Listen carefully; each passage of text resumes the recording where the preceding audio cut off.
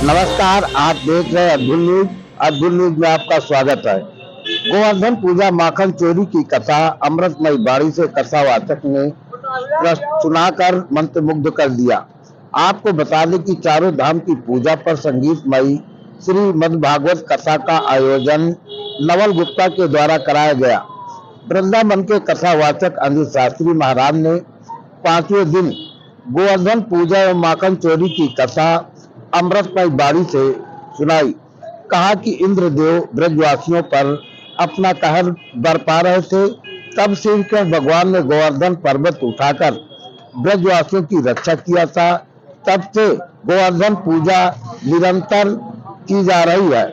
गोवर्धन पर्वत, गिरिराज पर्वत एक साथ इस युग में भगवान के रूप में है। माखन चोरी गीत सुनाकर श्रोताओं को थिरकने के लिए विवश कर दिया।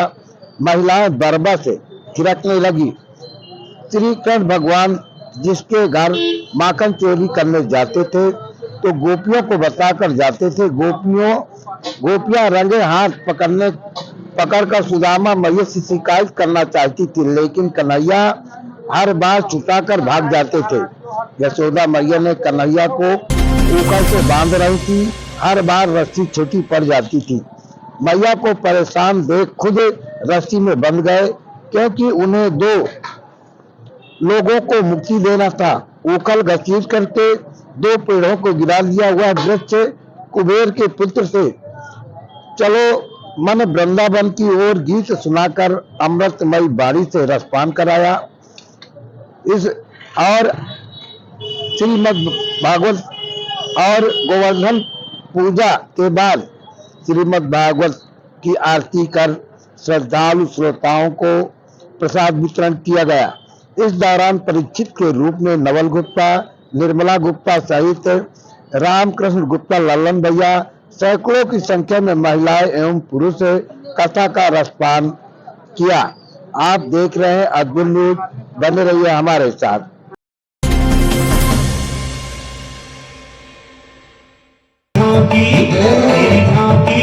मेरी झांकी बड़ी है विशाल, हो विशाल, मेरे माथे मुकुट विराजे रहो श्री गोवर्धन महाराज, महाराज, मेरे माथे मुकुट विराजे। श्री कृष्णा, राधे राधे। आज भगवान की बाल लीला और गोपियों का कन्हैया का अद्भुत प्रेम प्रसंग। कन्हैया ने जाकर के अपने भक्तों को घर घर में दर्शन दिए और उनके अंतःकरण में विराजमान नित्य नई भक्ति को चोरने के बहाने से उन्होंने माखन चोरी की लीला की। इसके बाद में अन्य कथाओं को करते हुए और गोवर्धन नाथ जी की पूजा करके सभी भक्तों ने आज गिरिराज जी का पूजन किया और बड़ा उत्सव मनाया, परिक्रमा की। महाराज जी, इस कथा से समाज में क्या संदेश है? इस कथा से समाज में संदेश ये है कि हमारे सनातन धर्म की ध्वजा इसी तरह से लहराती रहे और हम सजग रहे। जिस प्रकार से सोए हुए एक व्यक्ति को जगाने के लिए एक ड्यूटी में तैनात सैनिक जागते रहो, जागते रहो, जागते रहो की आवाज लगाता है, वैसे ही इस सनातन धर्म में, इस संसार में सुषुप्त जीवों को जगाने के लिए यह कथा है। ये कथा भी जीव को जगाती है, जागते रहो, जागते रहो, अपने धर्म से कभी च्युत न हो। भागवत कथा को मुक्ति का मार्ग बताया जाता है, तो इस पर आप क्या कहें? भागवत मुक्ति का तो साधन ही है।